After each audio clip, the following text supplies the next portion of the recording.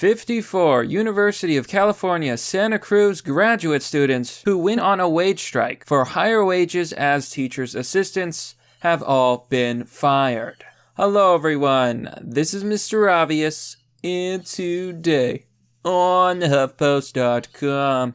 So, here in US News, we have a story about another strike. Here it says, the teaching assistants had withheld fall quarter grades while demanding a cost of living wage adjustment. This article is by Nina Golgolsky.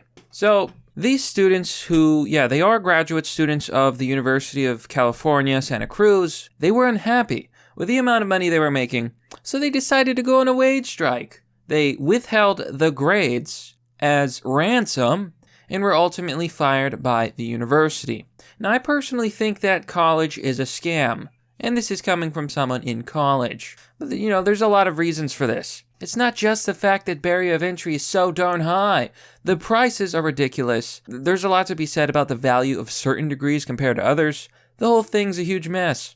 But if there's one thing I know, is that people at universities are some of the most overpaid, privileged, spoiled people that I've ever known. And it's absolutely true. Now, I'm sure that teachers' assistants don't make that much money, but I bet you they make more money than the average person out in the real world. And before we begin, consider donating on DonorBox. Links are down in the description. I have a Patreon and Subscribe store. Consider sharing the video as well if you think it is worth sharing. If you like what I have to say, perhaps show some others. Now, the University of California at Santa Cruz has fired 54 graduate teaching assistants after they refused to submit fall quarter grades amid a strike for increased pay.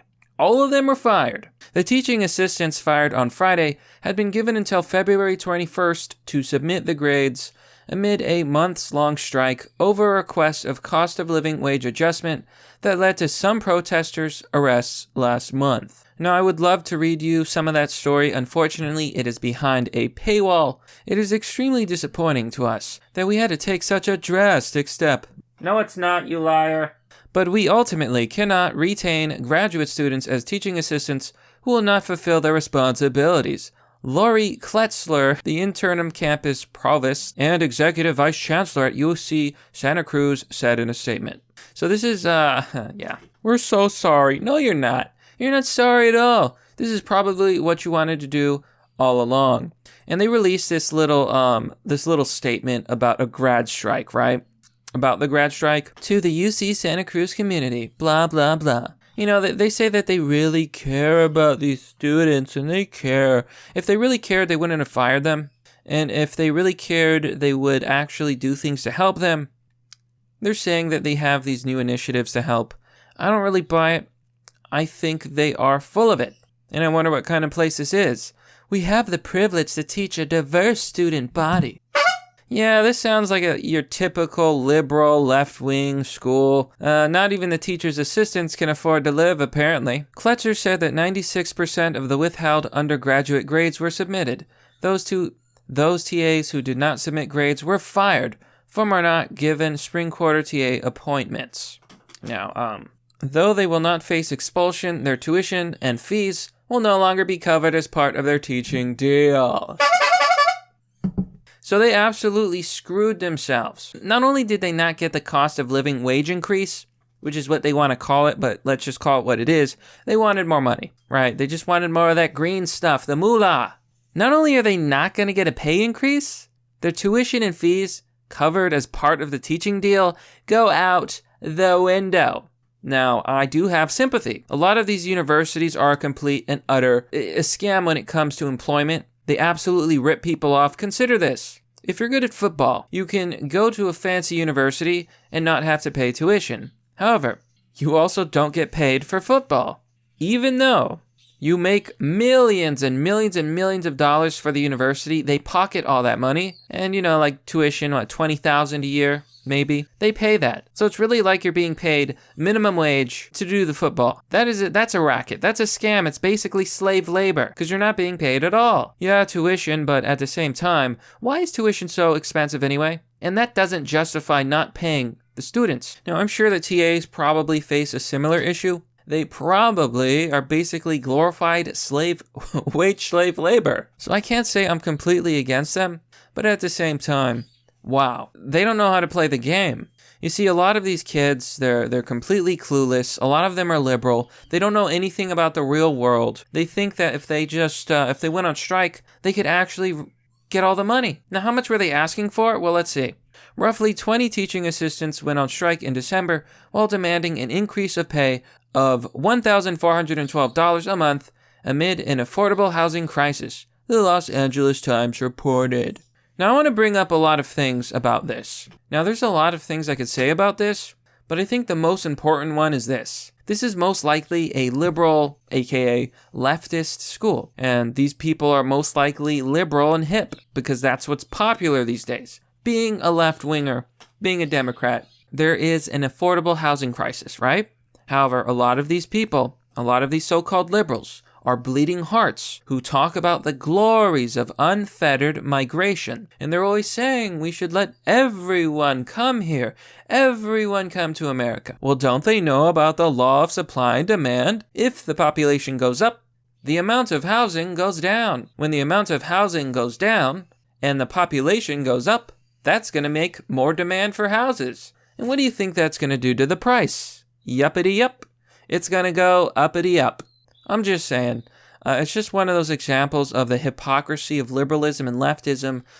What they want, what they claim to talk for, their moral values and virtues are completely redundant and destructive to the economy and cause a lot of these problems which they complain about. Brenda Arjona, a third-year doctoral student in anthropology who has a 10-year-old son, was among the first in those fields. So let's find out what their costs are. Arjona told the LA Times she lives in a student family housing and pays $1,700 a month in rent. Her TA pay was about $2,200 a month after taxes. Basically, remember when I mentioned that a lot of these university programs and jobs are basically glorified slave labor? This is it. They paid them $2,200 a month, but the rent was $1,700. They were only taking home $600. It's highway robbery. We're totally not paying below minimum wage. Slave labor, they just, they give most of it back, you know what I'm saying? Yeah, so this is a scam. They give them $2,200, they take $1,700. At that point, I don't know why they didn't just find an apartment away from the school that was cheaper. Because this is highway robbery. No student family housing is worth this much. And you know, I gotta tell you, this isn't like poverty pay. They're making $26,000 a year. Not really spectacular. But that's more money than I make. Especially these days, as I've been demonetized and completely suppressed. I never want anyone to not understand that I vastly appreciate all viewer support. In any form. Even if you're just sharing videos. But this is far more money than I've ever made on YouTube. That, my friends, is poverty. That's the poverty lifestyle, okay? I'm not as privileged as these TA students who wanted another 1,000 something a month. Okay, just saying. I'm struggling for basic needs such as toilet paper, buying my son milk, she said. If there's an emergency, I have truly nothing to fall back on. Now, like I said, I completely and utterly sympathize. I think it's a racket. I think that's ridiculous. It's hard to live on a little bit of money a month, but at the same time, what are you spending your money on? Why did you ask for so much? You do understand that with this kind of rent, okay, so they're basically bringing home $500 a month if you subtract this, right? So why didn't you ask for, okay, let's be more modest. Let's say $500 more a month. That would bring your take-home pay to $1,000 a month. That's not spectacular. But if you actually think about it, that's an increase of 100% take-home pay. You've doubled the amount of money you take home. You've doubled it. $500. You could have even said, give us $1,000 more a month, but we'll settle for $500. They'll see it as a deal. You'll get more take-home pay. You'll be better off. Art of the deal, baby. If you didn't think Orange Man was bad, you could have read that book too. So the university claims it's going to do more to address the issues of housing, yada yada. They already offer various financial support. This includes an annual $2,500 housing supplement until more campus housing for graduate students become available. Who knows if it's true? I don't trust them any more than I trust the students. And if you look at the website that the strikers set up, Pay us more, UCSC.com. They've actually raised a nice little chunk of change for the people of strike, so don't think that they're gonna get out of this with like no money whatsoever, because that's simply not the case. Here you can see, support fund for striking workers at UCSC. $217,385 raised of their $300,000 goal. So they're bringing in a nice little paycheck at the end of the day. I don't know if they're going to spread it evenly, but they're not going to leave with this with nothing. Do they deserve it? Who knows? While I disagree with the tactics the graduate students have used to communicate their concerns, I do not want to downplay the gravity of those concerns. She says from her ivory tower, and she probably makes like $100,000 a year, probably more, because she's an elite. She's special. She soaks up all that tuition, man. It's such a joke. And here's another thing. She says that the housing costs in Santa Cruz are so expensive.